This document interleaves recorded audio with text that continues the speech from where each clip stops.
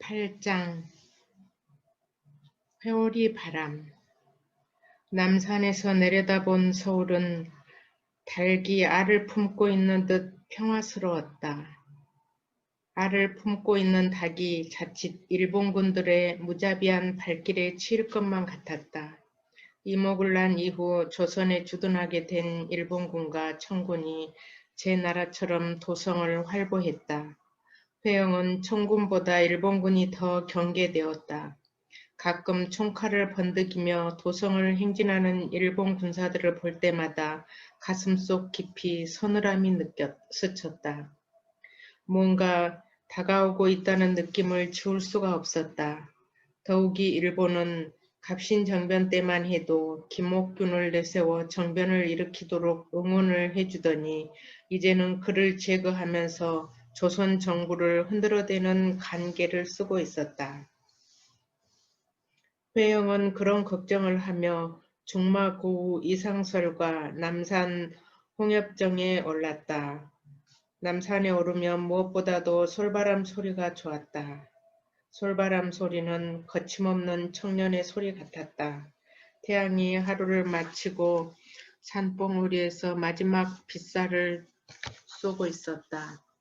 단풍과 솔숲 사이로 햇살이 길게 뻗쳤다. 빛은 장엄하고 화려하고 강력했다. 태양은 늘 그랬다. 아침에 떠오를 때나 한낮보다 최후가 더 화려하고 힘이 있었다. 회영이 태양의 최후를 바라보며 숨도 쉬지 않는 듯 했다.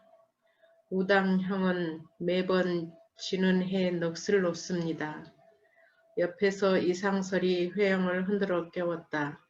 맞는 말이요. 그런데 하루 중 마지막 햇살이 왜 저토록 장엄하단 말이요. 도무지 입을 열 수가 없으니. 나도 그런 생각이 들지 않은 것은 아니나 우당형처럼 넋을 놓지는 않는 걸 보면 아무래도 이 사람은 감성이 무딘 듯합니다. 부제야말로 식년 감시에 장원급제를 할 만큼 그 영민함이 유생들 사이에 유명하질 않소. 기억나시오? 신흥사에서 합숙하며 공부에 매진할 때 일 말이요.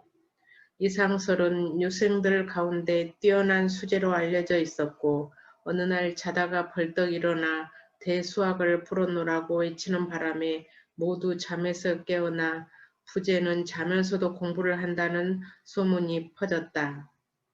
심효살이를 하느라 세월을 보낸 처지였으니 남보다 열심을 냈던 것뿐이었죠. 어쨌든 부제가 열을 깨우치면 나는 그중 하나를 알까 말까 합니다. 내가 우당형을 존경하는 마음을 전혀 모르시는 말씀이요. 존경이라니요. 그건 내가 할 소리요. 회영과 이상설은 어려서부터 서로 자신보다 뛰어난 사람으로 신뢰하면서 상대를 스승처럼 여겼다. 두 사람이 만난 건 아주 어린 시절부터였다. 회영의 집 옆집은 같은 경주이신 동부승지 이용우 대감 집이었고 이용우 대감에게는 대를 이을 후사가 없었다. 양자를 드리기로 하고 경주이씨 집성촌인 진천으로 내려가 문중에서 고르고 골라 한 아이를 서울로 데려왔다.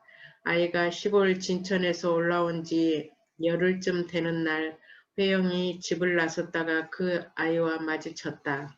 대문 밖에서 혼자 주위를 낯설게 두리번거리며 서 있는 아이는 촌티가 가득함에도 당차 보였다. 갸름한 얼굴에 이마가 훤하고 눈빛이 총총했다. 회영이 먼저 말을 걸었다. 이름이 무엇이며 올해 몇 살이냐? 진천에서는 이봉남이었지만 지금은 이상설이다. 내 나이는 7살이다. 그런 너는 누구냐? 아이는 두 가지 이름을 모두 대주며 회영에게 대뜸 너도 이름과 나이를 대라는 식으로 말했다. 회영은 생각보다 나이가 어리다는 것에 놀랐고 또 보기보다 훨씬 용감하고 당차다는 것에 놀랐다. 내 이름은 이회영이다. 그리고 나이는 10살이니 너보다 3살이나 더 많구나. 그러면 내가 형이라고 불러야겠소. 동무를 하면 되지 않느냐. 보아하니 너는 나보다 어리지만 나를 능가하겠다. 그래도 형이라고 해야 하오. 나는 소학을 읽었으므로 오륜을 배웠어. 그래서 장유지서를 아는데 그럴 수는 없어. 고집이 센 아이로구나. 그런데 벌써 소학을 읽었느냐. 그로써 이제부터 사서삼경을 읽을 참이요. 이상설은 회영을 형이라 부르겠다고 고집하면서 당장 반말을 거쳤다. 회영은 이상설의 말이 맞다고 생각했다. 2살 아래인 동생 시영도 이상설보다 1살이 더 많으니 형이라고 불러야 마땅한 일이었다. 나는 무척 영특한 아이임에 너는 무척 영특한 아이임에 틀림없구나. 나는 8살에야 소학을 떼고 사서에 입문했느니라. 앞으로 함께 절차탁마하여 학업을 닳고 덕성을 기르자꾸나. 조서 소학의 붕우지교에서 정자가 말하기를 군자는 학문을 강론하는 일로 벗을 모으고 벗의 선함을 본받아 인덕을 기르라 하였으니 형의 말이 옳소. 내가 비록 나를 형이라고 부르나 마치 내 맏형님 말씀을 듣고 있는 것만 같구나. 내 맏형님은 지금 24살이고 혼인하여 자식까지 둔 어른이니라. 회영은 단번에 소통한 이상설이 3살이나 아래임에도 한참 손이처럼 여겨졌다. 그런데 부재, 이 사람은 지는 해를 바라볼 때마다 부지불식간에 사람의 최후를 생각하게 됩니다. 사람의 최후도 저렇게 장엄하고 경건해야 한다고 말이요. 그것 보세요. 우당형은 생각이 벌써 거기까지 미치지 않았소. 나는 형의 그런 예지가 늘 존경스럽습니다. 회영은 25세에 이상설은 22세에 과거에 급제하여 나라의 부름을 기다리고 있었다. 회영의 동생 이시영, 후일 대한민국 초대 부통령. 이시영은 17세에 급제를 했으므로 2사람보다 여러 해 앞서 있었고 벌써 형조 자량에 앉아 있었다. 회영은 처음부터 관계 진출에 뜻을 두지 않았던 탓이었고 이상설은 죽은 양부의 묘 옆에서 3년 동안 심효살이를 한 탓이었다. 어떻든 2사람 모두 관에 나간다는 것은 틀림없는 사실이고 이변만 없다면 벼슬길은 시간과 함께 쭉쭉 뻗어갈 것이었다. 이미 탁지부 판입관 임명을 받은 회영은 선택의 기로에 선 심정이었다. 관에 진출하는 것보다 나라의 장래에 대해 고민하기 시작했다. 남산에 오를 때마다 솔바람 소리가 가슴을 때렸다. 결단하라는 독촉이었다. 판에 박힌 정사를 보고 앉아 있을 것이 아니라 정작 가야 할 길이 따로 있다는 것을 알았다. 과감히 관계 진출을 접기로 결심했다. 위로 건영, 서경, 철영 세 형님들이 의정부 고위직에 있거나 역임했고 또 동생 시영이 관직에 진출했으므로 남들이 말한 사망갑족 가문의 내력을 잇는 것은 그 정도만 해도 충분할 것이었다. 관계 진출을 접겠다뇨. 회영의 결단에 이상설이 화들짝 놀란 얼굴로 물었다. 나는 처음부터 관계 진출에 뜻이 없었다는 걸 부제도 잘 알고 있지 않소. 과거를 본 것도 부제의 성화 탓이었고요. 우담형 조금만 더 생각해보면 안 되겠소? 내가 가야 할 길이 따로 있으며 부제도 알다시피 불시에 결심한 일이 아니니 염려 놓으시오. 그렇다면 나도 형을 따르겠소. 그건 안 될 말이오. 나는 나대로 할 일이 있고 부제는 부제대로 할 일이 있다는 걸 아셔야지요. 이상설은 곧 회영을 이해했다. 어려서부터 바라본 회영은 언제나 남이 미처 생각하지 못한 것을 생각하고 당장 행동으로 옮기는 행동주의자였다. 시대를 뛰어넘기를 갈망하고 있었다. 노비와 아전을 대하는 일만 해도 그랬다. 그들에게 하게라고 하거나 나이가 지긋한 노비에게는 아예 존댓말을 한 것은 시대가 아직 이해하기 어려운 일이었다. 형이 할 일이란 무엇이오? 교육이 나라를 이끌어가는 힘이란 걸 일본이 구구절절 보여주지 않았소. 우리에겐 왜 일본의 후쿠자와 유키치 같은 인물이 없을까 하는 생각이 드는 것이오. 메이지 유신을 주도한 일본의 선각자 중 근대화의 아버지로 추앙받는 후쿠자와 유키치, 아시아를 탈피하여 서구를 추종해야 한다는 타라 입구론을 내세우며 메이지 유신을 성공시킨 주역인 그를 이상솔도 늘 부러워하고 있었다. 그렇다고 우리가 당장 뭘 할 수 있단 말이오. 우리는 예로부터 논에서 논으로 끝나는 것이 예사였소. 도전을 두려워했던 거요. 우리나라 백성들이 앞서가는 일본을 동경하고 있으니 이 사람도 답답한 생각이 드는 것이 사실이요. 바로 그것이요. 일본의 문물 앞에 이 나라 백성들이 꼼짝하지 못하는 것. 일본제 눈깔사탕부터 시작하여 바늘과 실타래까지 일산 물건에 남녀노소를 불문하고 혼을 빼앗기는 것. 그것은 이제 생각하니 강자와 약자의 모습이었어. 이게 다 신학문과 신경제를 모른 탓이 아니고 무엇이란 말이오. 회영이 어려서 장터에서 보았던 일본 상인들과 조선 사람들은 돌이켜볼수록 강자와 약자의 모습이었다.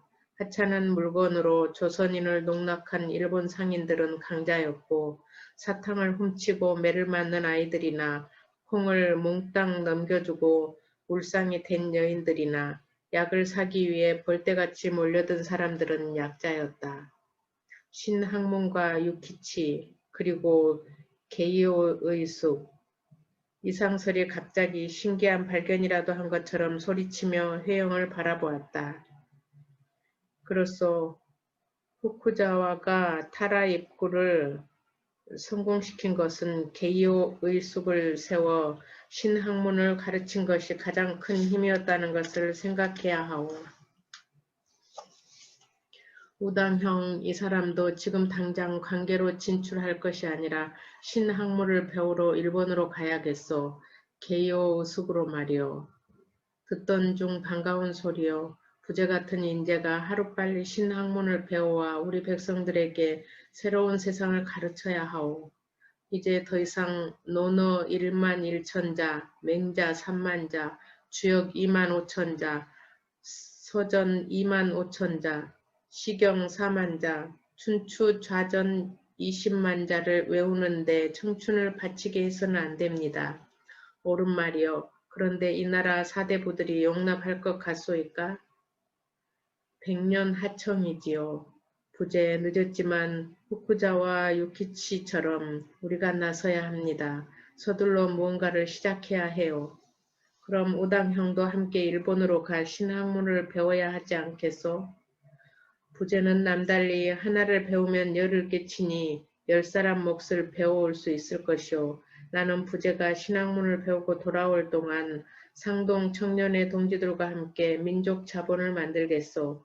그리고 부재가 돌아오면 서둘러 이 땅에 신학문을 전파할 학교를 세우도록 할 것이오. 세상은 혼란한 가운데서도 하루가 다르게 변해가기 시작했다. 지금까지 묶여있던 서양 선교에 대한 국법이 풀리는가 하면 청년들은 신지식과 새로운 세계를 갈망했다. 그들은 모두 혼란스러운 나라를 걱정하는 애국 청년들이었고 세상을 변화시키려고 애쓰는 개혁주의자들이었다. 그러나 세상이 변화하는 움직임이 보일수록 수구파 세력들은 여전히 자기네 기득권을 지키기 위해 새로운 세계로 나가는 것을 완강하게 거부하고 있었다. 신학문은 구학문에 대한 도전이고 새로운 경제는 지금까지 조선의 경제 구조를 갈아치울 것이기 때문이었다. 그렇게 되면 가진 자들, 기득권자들이 손해를 보게 마련이었다. 그래서 그들은 기를 쓰고 이를 저지하는 데 총력을 기울이고 청년들은 이를 뚫고 나가려고 했다. 그런 분위기에서 서경의 아우 배영의 적극적인 활동은 애국 청년들에게 신선한 충격이었다. 벼슬길을 버리고 민족운동을 하겠다고 나선 것은 사대부들에게 충격이었고 애국 청년들에게는 희망이었다. 배영은 애국 청년들을 이끌고 이제는 진형님 서경의 소유가 된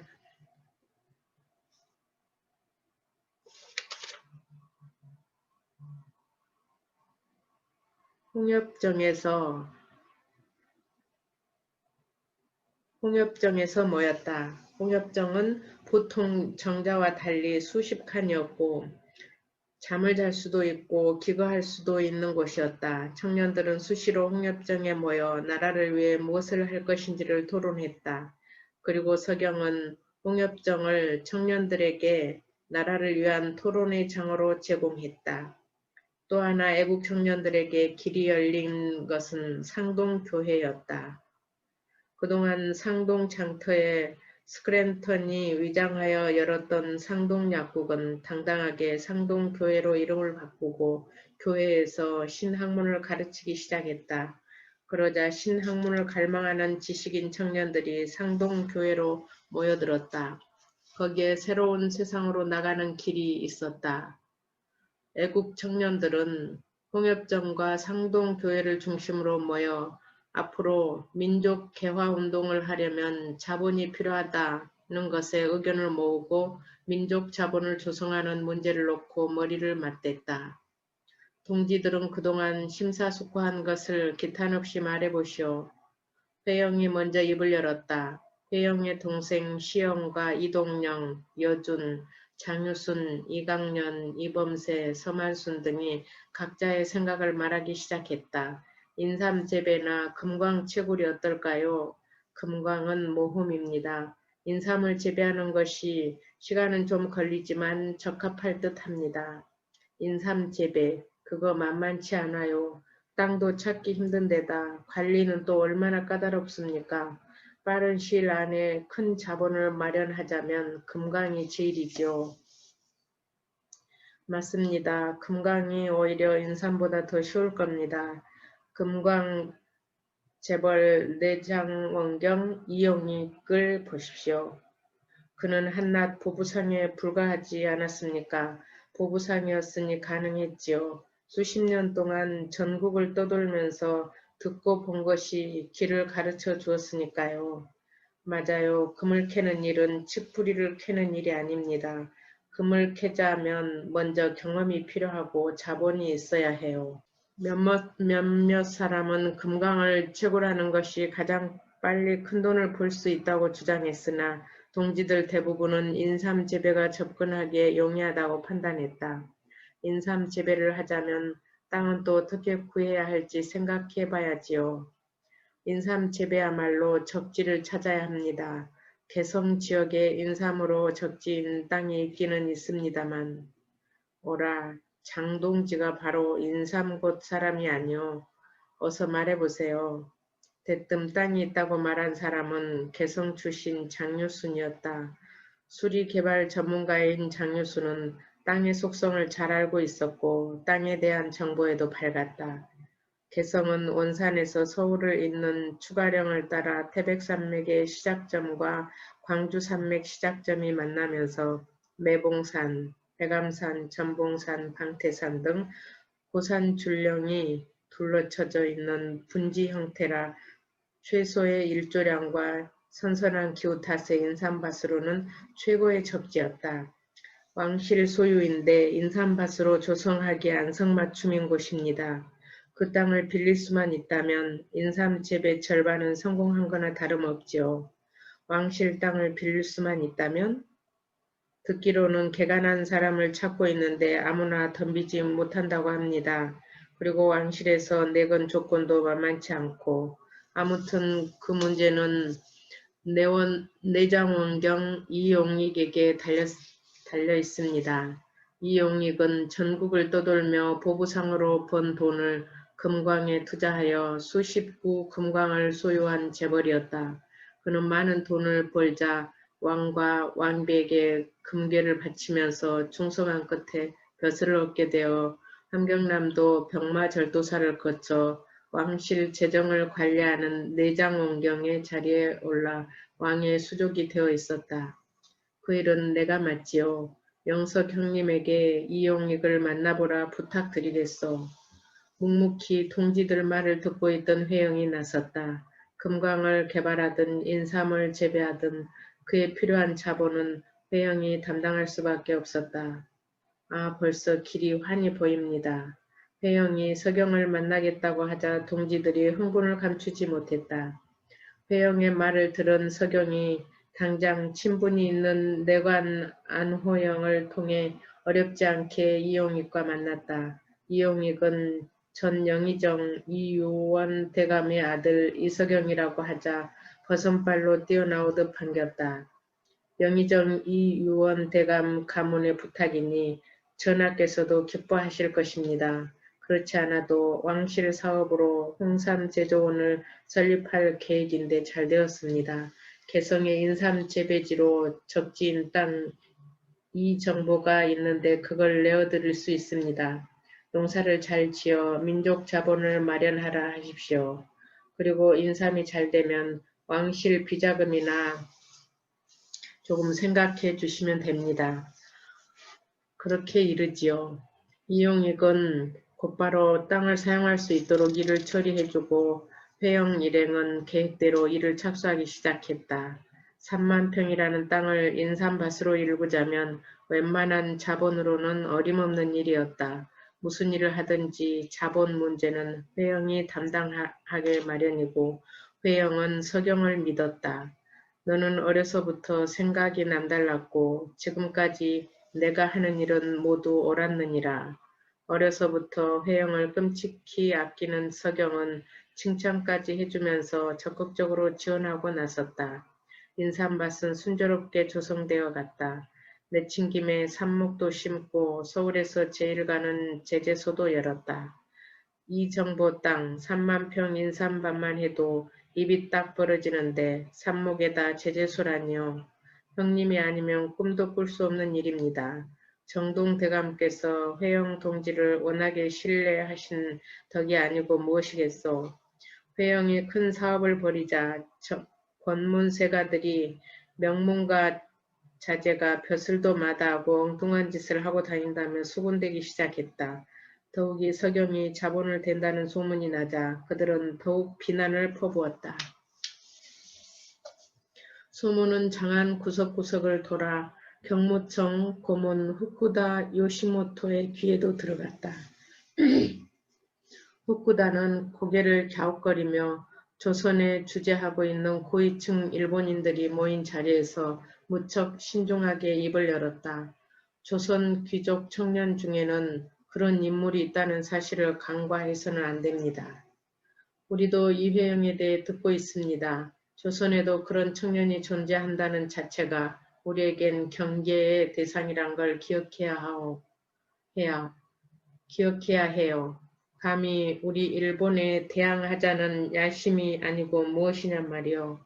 그렇다고 우리가 나서서 사업을 중단하라고 제지할 수는 없지 않습니까?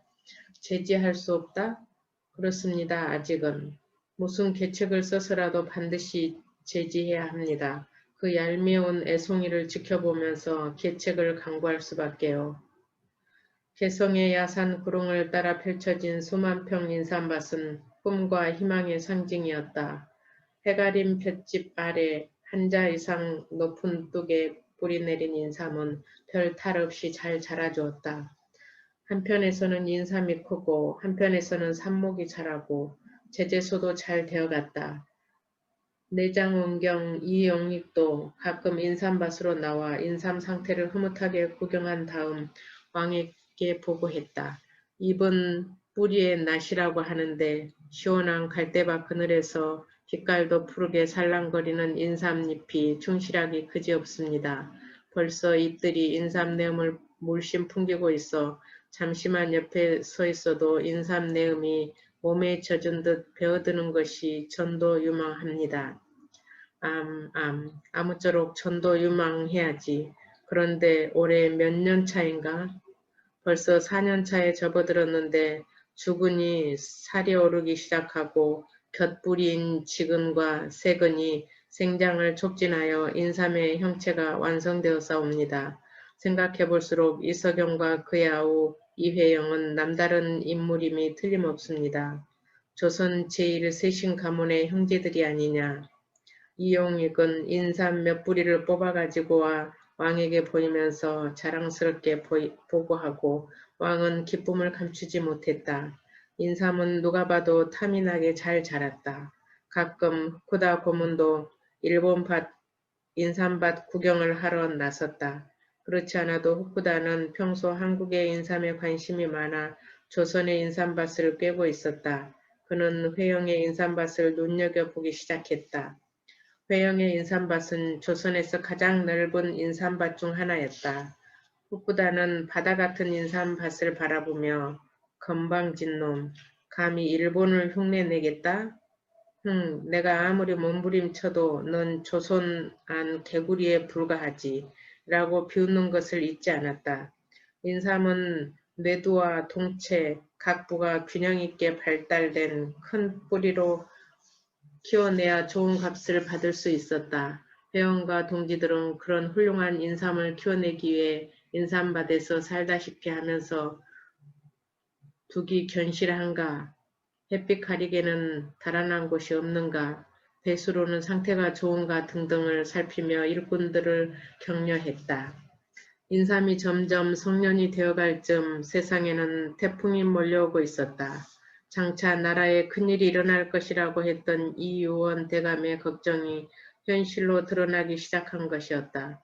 전국에서 농민들의 함성이 들려왔다. 분노였다. 탐관오리들의 횡포는 갈 때까지 갔고 일본으로 쌀과 콩 같은 주요 곡물이 대량으로 유출되는가 하면 궁에서는 날마다 어마어마한 돈을 주고 구술하는 등 낭비가 심하다는 소문이 세상을 휩쓸었다. 거기다 백성들은 굶으면서 하루를 기적처럼 버티는데 조정에서는 조세를 올리고 나섰다. 배고픈 농민들은 굶어 죽으나 싸우다 죽으나 마찬가지라고 결론을 내리고는 죽을 바엔 싸우다 죽기로 작정했다. 조정을 향해 난을 일으켰다. 가보년 1894년 6월 이모군란을 방불케 하는 동학농민군이 대거 붕괴한 것이었다. 처음에는 탐관오리 고구 군수 조병갑 때문에 일어난 동학군은 대원군이 배후 조종자라는 소문이 파다했다. 그런 소문은 누구보다도 12년 전 이모군란 당시 죽음에서 살아난 왕비를 떨게 했다.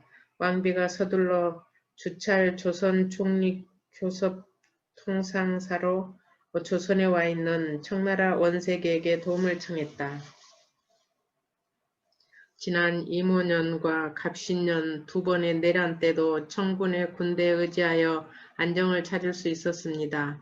이번 원군 문제도 간청하오니 속히 북양 대신 이홍장께 전문을 보내어 몇 개 부대를 보내도록 하여 주시기를 간청합니다.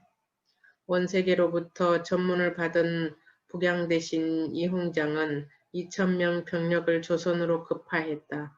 그러자 일본은 일본 거류민을 보호한다면서 5,000명 군사를 보냈다. 청나라 병력은 아산에 상륙하고 일본 병력은 인천에 상륙했다. 인천은 서울과 가까웠고 일본 병력이 청나라 군대보다 훨씬 많았다. 상황이 심상치 않다는 것을 알아차린 동학군은 겁을 먹고 자진 해산하고 말았다. 그런데 이미 조선을 노린 일본은 청나라를 이번 기회에 조선에서 몰아내리라 마음먹고 만반의 전쟁 준비를 갖추고 있었다. 동학군이 물러갔는데도 일본은 더 많은 병력을 상륙시켜 도성 안에 8,000이 넘는 군사를 풀어놓았다. 기선을 잡은 일본은 마음 놓고 조선을 좌우할 수 있게 되었다. 일본 공사 오토리는 직접 일본 병력을 이끌고 궁에 난입하여 왕과 왕비를 감금하고 국내외 대권을 의정부에 귀속시킬 것, 공중과 의정부의 구별을 엄격히 하고 공중이 의정부에 간섭하지 말 것, 문벌을 없애고 인재를 등용할 것 등 10가지에 걸쳐 조선의 정책을 개혁할 것을 요구하고 나섰다. 조선 백성을 위한다는 명분을 내세워 왕권을 제한하려는 계략이었다. 오토리가 함부로 궁에 들어닥쳐 왕과 왕비를 감금할 수 있는 것도 대원군과 합의했기 때문에 가능했다는 소문이 퍼졌다. 오토리가 궁을 점령한 후에 모든 권력을 대원군에게 위임하겠다는 약속이 깔려있다는 것이었다. 대원군은 마치 금이 환영을 하듯 원세계의 호의를 받으며 을유년 청에서 돌아왔지만 10년 동안 꼼짝하지 못한 채 살아온 처지였다. 소문대로 왕은 어전회의에서 앞으로 대신들은 모든 사무와 군사 업무를 태공, 대원군에게 아뢰도록 하라는 분부를 내렸다. 상황이 무섭게 급변하기 시작했다. 청나라는 영국 함대 3척을 띄워 증원군을 보내기 시작했다. 일본은 연합 함대를 보냈다. 양쪽 함대가 아산만에서 만났다. 일본의 도고 헤이하치로 함장이 먼저 선제 공격을 퍼부어 청나라 함대를 대파시켰다. 일본과 청나라는 서로 물러설 수 없게 되면서 청나라는 황제의 명으로 일본에서는 천황의 명으로 선전포고를 하고 본격적인 청일 전쟁이 시작되었다. 전쟁은 평양으로 옮겨가게 되고 양쪽 병력도 1만 7천여 명씩 비슷했다. 두 나라는 조선 땅에서 1년이 넘도록 전쟁을 벌인 끝에 일본이 대승을 거두고 말았다. 전쟁을 끝낸 이토 히로부미와 이홍장은 강화조약을 체결하게 되고 일본이 청나라에 무거운 조건을 제시하고 나섰다. 일본은 청에게 조선이 독립국임을 인정하라고 요구했다. 일본은 청에게 조선이 독립국임을 인정하라고 요구했다. 조선에서 손을 떼라는 것이었다. 일본과 청나라가 7차례나 만나고 헤어지기를 되풀이하다가 결국 청나라는 일본의 요구를 모두 들어주고 말았다. 조약의 핵심은 조선의 독립 문제였고 지금까지 조선을 간섭했던 청국의 권력이 일본으로 넘어가게 된 것이었다. 조선에게는 청나라든 일본이든 러시아든 주변국의 힘이 한쪽으로 몰리는 것은 어느 것이나 위험하고 두려운 일이었다. 왕과 왕비는 궁여지책으로 러시아에 의지하기로 했다. 러시아에 의지하면서 왕은 친일파 관리들을 숙청하고 친러 관리들을 등용하기 시작했다. 일본은 오토리 공사가 물러가고 이노우에에 이어 군인 출신 미우라 고노가 부임했다. 악명 높은 미우라가 부임하자 청군을 몰아낸 일본 군인들이 더 거칠어지기 시작했다. 그들이 지나가는 곳마다 부녀자들이 겁탈을 당하면서 죽어나갔다. 대낮에도 거리낌 없이 겁탈이 일어나 여염집 여자들이 집 밖으로 나가는 것을 두려워할 때 미우라는 일본 낭인들을 데리고 궁에 침입하여 왕비를 시해하고 말았다. 왕비가 시해되고 나자 대원군의 장남 이재면은 국내부 대신에 임명되고 시해당한 왕비는 폐위를 당했다. 왕비가 민씨 척족 문제로 나라를 어지럽혔다는 이유를 들어 대원군이 왕에게 폐위를 강요한 것이었다. 그리고 왕의 호위는 왕비 시해를 도운 훈련대가 맡았다. 훈련대는 일본군의 교관이 지도하는 부대였다. 왕은 경복궁에서 맨 끝 건천궁 장안당에 갇힌 신세가 되고 말았다. 시종들은 대부분 도망을 쳤고 남아있는 사람들도 믿을 수가 없었다. 왕이 믿을 수 있는 사람은 외국인들 뿐이었다. 알렌, 할버트, 언더우드, 아펜젤리, 에비슨 등이 왕을 교대로 지켰다. 알렌은 왕의 주치의이면서 미국 공사관 서기관이었다. 헐버트는 유경공원 교사 겸 선교사였다. 언더우드 아펜젤러 에비스는 선교사였다. 왕은 믿을 사람이 하나도 없는 대궐에서 주는 음식을 먹지 않고 언더우드 등 외국 선교사들이 밖에서 날라준 음식만 먹었다. 선교사들이 교대로 왕을 경호했지만 건천궁 후원에 우거진 나무가 바람에 흔들려도 왕은 몸을 떨었다. 그때 이완용은 친일에서 친러로 돌아선 입장이라 몇몇 측근들과 함께 알렌이 있는 미국 공사관으로 피신했다. 이완용은 유경공원을 졸업하고 미국 주재 공사관 참찬관으로부터 시작하여 주미 대리공사 등으로 자주 미국을 드나들었고 그러면서 알렌과 친분을 쌓을 수 있었다. 이완용은 측근들과 함께 미국 공사관에 응거하면서 왕을 경복궁 밖으로 빼낼 연구를 했다. 알렌을 통해 날마다 왕의 소식을 들었다. 알렌, 무슨 수를 써서라도 전하를 궐 밖으로 모셔올 것입니다. 그때까지 잘 부탁합니다. 왕은 공포에 질린 어린아이와 같아요. 함께 있다가 내일 다시 오겠습니다 하고 인사를 드리면 내 옷자락을 붙잡으며 눈에 눈물이 글썽글썽해집니다. 가슴이 무척 아파요. 왜 아니 그러시겠소. 제발 도와주시오. 그럼요. 우리 선교사들이 있는 힘을 다해 왕을 도울 것입니다. 제발 그래 주시오. 왕비가 시해당하고 한 달쯤 지났을 때 정작 일은 왕당파 핵심 인물인 이재순이 계획하고 있었다. 당시 조정 사람들은 친일 개화파와 친러파와 오로지 왕을 지키고 조정을 지키려는 왕당파로 나뉘어 있었다. 이재수는 친일도 친러도 아닌 오로지 왕과 조정만을 생각하는 사람으로 시종원경과 시종장을 겸하고 있었다. 그래서 왕과 가까이 내통할 수 있었고 왕을 궁 밖으로 빼내는데 가장 적임자였다. 이재수는 뜻을 같이 할 측근들과 왕당파 인사들을 모았다. 또 미국인 다이 장군이 담당하고 있는 시위대 대장들을 포섭했다. 그들은 모두 왕비가 시해당한 이후 친일파 정권으로부터 밀려난 사람들이었다. 왕당파 인사들은 안경수, 이범진, 임최수, 윤웅렬 등이었고 시위대 대장은 김진호, 이진호, 홍진길, 이도철 등이었다. 이재수는 외국 공사관의 도움도 끌어들였다. 윤웅열의 아들 윤치호가 미국 공사관 통역관이었다. 이범진은 러시아 공사관 베베르의 협력을 얻어냈다. 이재수는 왕의 밀지도 받아냈다. 왕은 병력을 이끌고 와 궁을 보호할 것이며 역적들을 토벌하라.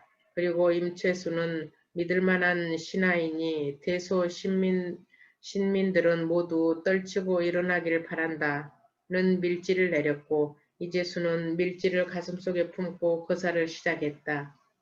드디어 거사일이 다가왔다. 1895년 11월 28일 아직 어두운 새벽 시위대 대장 김진호, 이진호, 홍진길, 이도철은 병력을 이끌고 경복궁 동문 건춘문으로 진입하려고 했지만 사정이 여의치 않았다. 시위대는 북문인 춘색문으로 들어가기 위해 움직였다. 대열이 춘색문으로 가는 도중에 안경수가 몰래 대열을 빠져나가 친일파 외부 대신 김윤식에게 밀고 해버리고 말았다. 대열이 춘색문에 당도했을 때 느닷없이 대열을 향해 총알이 날아들었다. 춘색문을 열어주기로 한 이진호가 이미 배신한 탓이었다.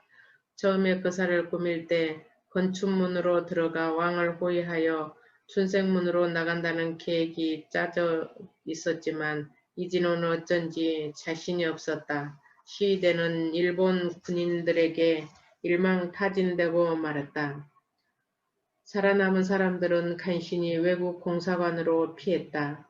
윤옥열은 미국 공사관으로 피했고 이범진은 러시아 공사관으로 피신해 있다가 러시아 함대를 타고 상해로 빠져나갔다. 미국 공사관에서 윤옥열이 이완용을 만나 뼈있는 말을 했다. 윤옥열은 무과에 급제하여 군부 대신을 지낸 인물이었다. 이 대신께서는 이 와중에도 참 편안해 보입니다. 그건 무모한 짓이었어요.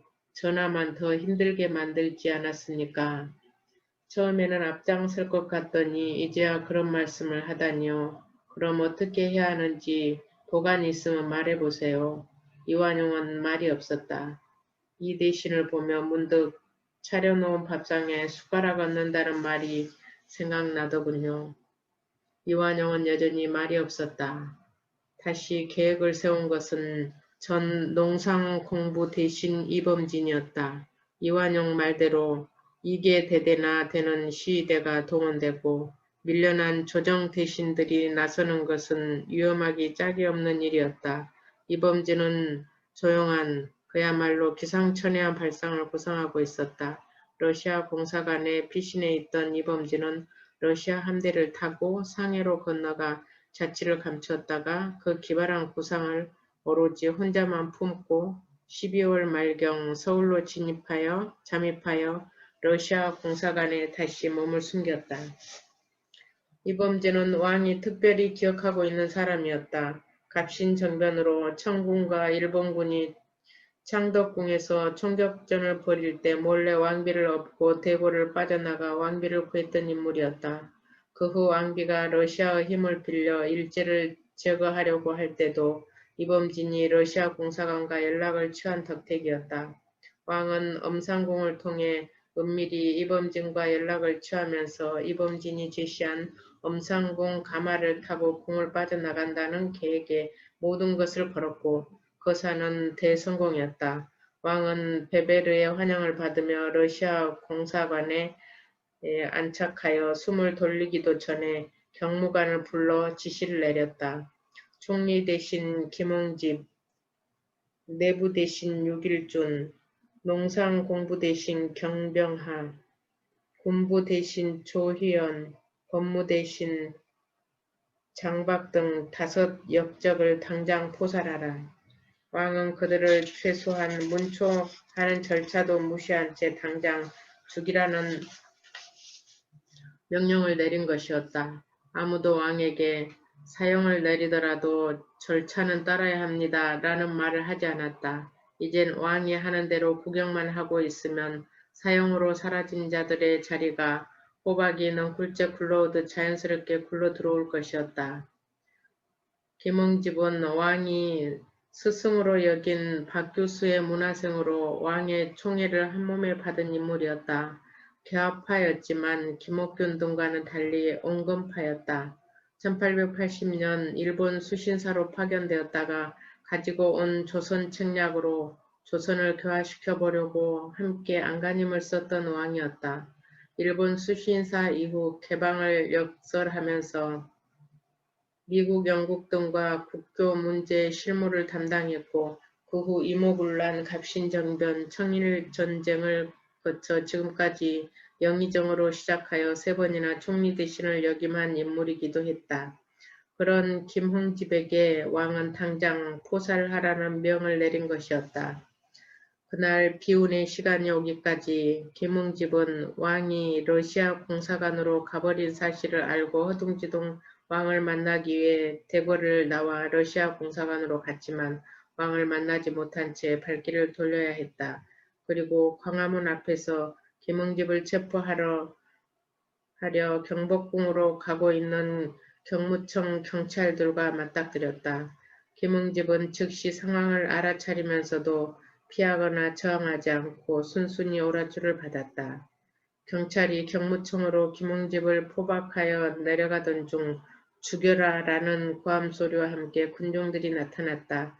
경찰은 군중들에게 김응집을 맡겨버렸다. 이놈 백성들 상투를 강제로 잘라내더니 천벌을 받았구나. 이놈 내가 우리 상투를 잘랐듯이 내 목을 잘라주마. 을미사변 직후 총리 되신 김응집은 전국에 단발령을 내렸고 전국에서 의병이 일어날 정도로 저항이 심했다. 학부 대신 이도재는 머리를 자를 수 없다면서 벼슬을 버렸고 서울에 왔다가 길에서 강제로 상투를 잘린 사람들은 상투를 주워 품에 안고 통곡하면서 집으로 돌아갔다. 유생들 중에는 목숨을 버리는 일까지 발생하면서 김응집은 민족을 배반한 역적으로 간주되었다. 군중의 분노는 하늘을 찌르고도 남았다. 군중들은 김응집의 손발을 꽁꽁 묶어 타살한 다음 시신을 광화문에서 종로 내거리까지 끌고 다니면서 폭력을 가했다. 시신은 그렇게 시달리다가 만신창이가 된 채 거리에 며칠째 버려진 채로 있었다. 탁지부 대신 여윤중은 충청도로 도망을 가다가 군중들에게 붙잡혀 타살당하고 말았다. 나머지 세 사람은 일본이나 상해로 도피하여 참변을 면했다. 이제부터 이완용의 세상이 열렸다.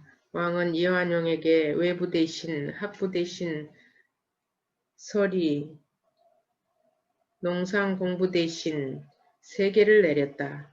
이완용뿐만 아니라 이완용의 형 이윤용에게는 군부 대신과 경무사 자리를 주었다. 이 모든 게 알렌의 입김이었다. 알렌이 왕을 지켜줄 때 이완용이 걱정하는 말을 그대로 전해준 탓이었다. 그때 우리가 왕을 대궐 밖으로 모셔낼 것이라는 말은 사면 초가에 갇힌 왕에게 유일한 희망이었다. 이완용과 그의 형님, 비록 피 한 방울 섞이지 않았지만 이완용과 그의 형님이 마치 잔치떡을 받듯 대신 자리를 2~3개씩 꿰어찾아 왕당파들이 어안이 벙벙해지고 말았다. 정작 러시아 공사관으로 피신하게 만든 이범진은 아무것도 받지 못한 채 어리둥절했다. 왕은 아관파천 문제에 있어서 이완용을 가장 충신으로 믿는 탓이었다. 한편으로는 이범진의 출신이 미천한 탓이기도 했다. 이범진은 부친 이경하의 서자였고 그의 어머니는 기생 출신이었다.